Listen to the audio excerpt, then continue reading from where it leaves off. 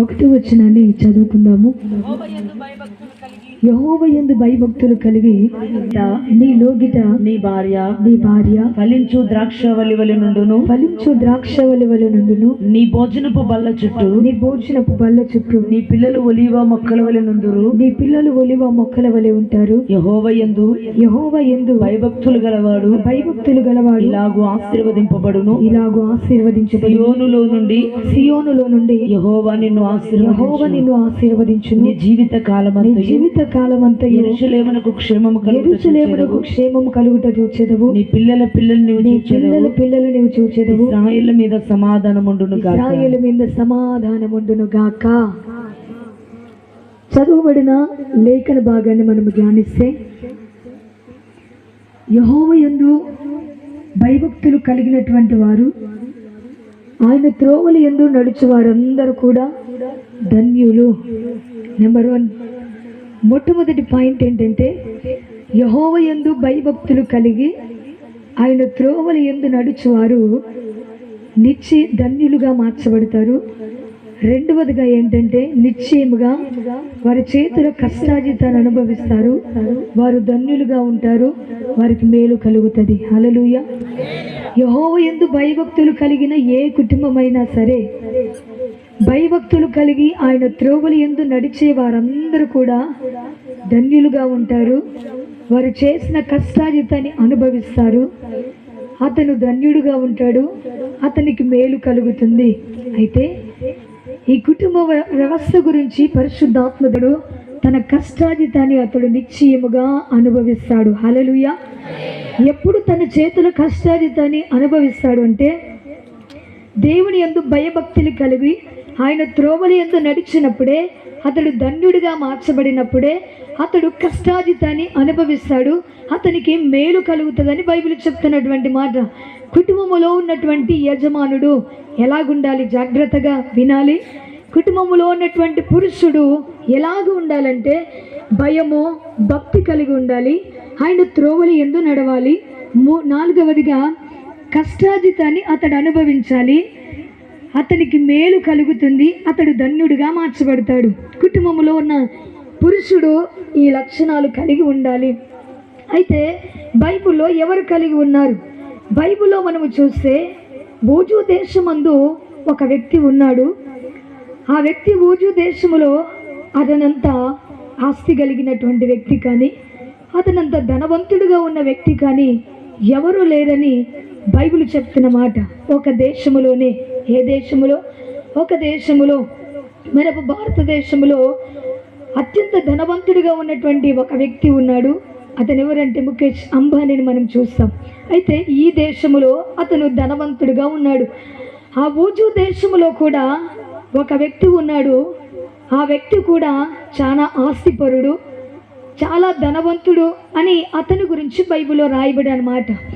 ఆ ఊజు దేశంలో ఆ వ్యక్తి అంత ఆస్తిపరుడు కావటానికి కారణం, ఆ ఊజు దేశంలో ఆ వ్యక్తి అంత గొప్పవాడుగా కావటానికి కారణం, అంత ఉన్నత స్థితిలో అతను ఎదిగించబడడానికి కారణం, అతను నిజంగా ఎక్కలేనంత ఎత్తైన కొండపైకి అతడు ఎక్కించబడడానికి కారణం, అతడు దీవించబడడానికి కారణం ఏంటంటే, అతడు యెహోవా యందు భయభక్తులు కలిగిన వాడు. హల్లెలూయా. అంతగా ధనవంతుడు కావటానికి, అంతగా దీవించబడడానికి, అంతగా ఆశీర్వదించబడడానికి కారణం ఏంటంటే, అతడు యెహోవా యందు భయభక్తులు కలిగిన వాడు, అతడు న్యాయవంతుడు, అతడు యథార్థవంతుడు, అతడు చెడుతనాన్ని విసర్జించిన వాడు, అతని వంటి వాడు భూమి మీద ఎవడు లేడు. హల్లెలూయా. అంటే ఇన్ని బిరుదులు పొందుకున్నాడు కాబట్టే అతను ఆస్తిమంతుడిగా మార్చబడ్డాడు. అక్కడ ఏమని చదువుకున్నాం? యెహోవా యందు భయభక్తులు కలిగి ఆయన త్రోవల యందు నడుచు వారందరూ ధన్యులు, వారి చేతుల కష్టార్జితాన్ని అనుభవిస్తారు.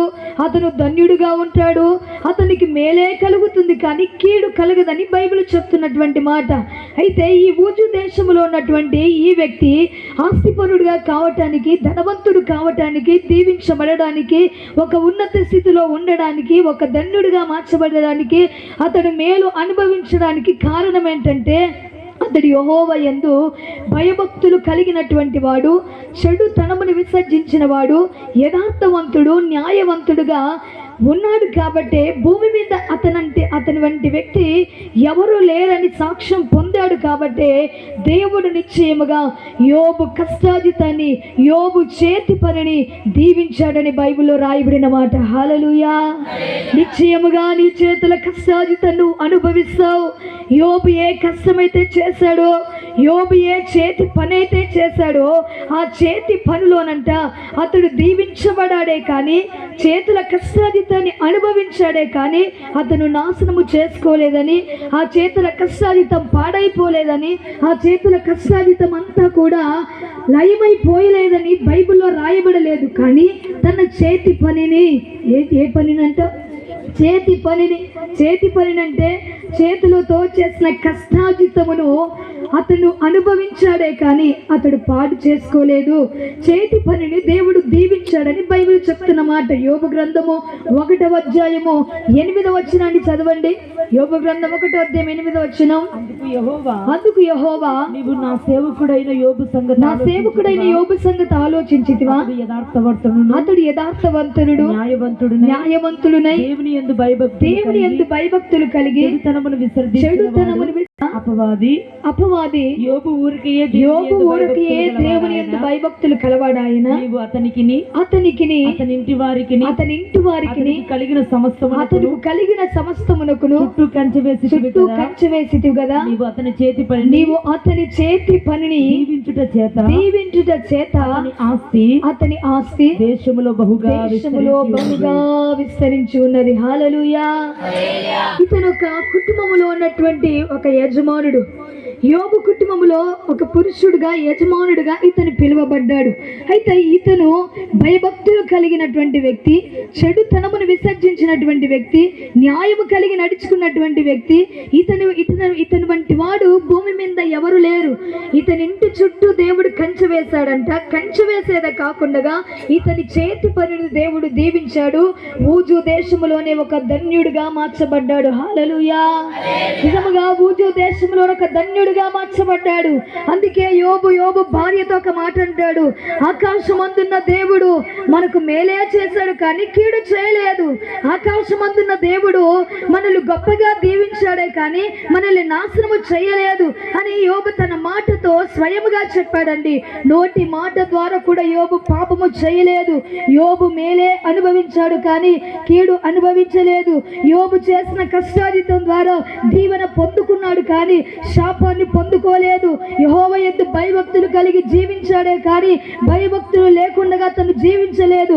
అందుకే ఆ రీతిగా యోబు జీవించాడు. కాబట్టి కష్టాజితాన్ని అనుభవించేదే కాకుండా ఊజు దేశంలో ఒక ధన్యుడిగా మార్చబడేదే కాకుండా ఊజు దేశంలో ఒక ఆస్తి పరుడుగా యోబు మార్చబడేదే కాకుండా ఊజు దేశంలో అతనంతా ఎవరు లేని వ్యక్తిగా అతను జీవించాడు. కాబట్టి అతను ఎన్నంతల ఆశీర్వాదాన్ని పొందుకున్నాడు? 2 ఆశీర్వాదాన్ని పొందుకున్నాడు. హల్లెలూయా. 2 ఆశీర్వాదాన్ని. ఎవరైతే కుటుంబంలో ఉన్నటువంటి పురుషుడు భయభక్తులు కలిగి ఆయన త్రోవల యందు నడిపించబడిన వ్యక్తి అయితే, చేతుల కష్టాజితము అనుభవించినటువంటి వ్యక్తి అయితే, ధన్యుడిగా ఉన్నటువంటి వ్యక్తిగా ఉంటే, అతడు మేలు అనుభవించిన వ్యక్తిగా ఉంటే, ఆ కుటుంబాన్ని అంటే ఆ కుటుంబంలో ఉన్నటువంటి ఆ పురుషుని దేవుడు ఎక్కడి నుండి ఆశీర్వదిస్తాడంటే సియోనులో నుండి వారిని ఆశీర్వదిస్తాడు. హల్లెలూయా.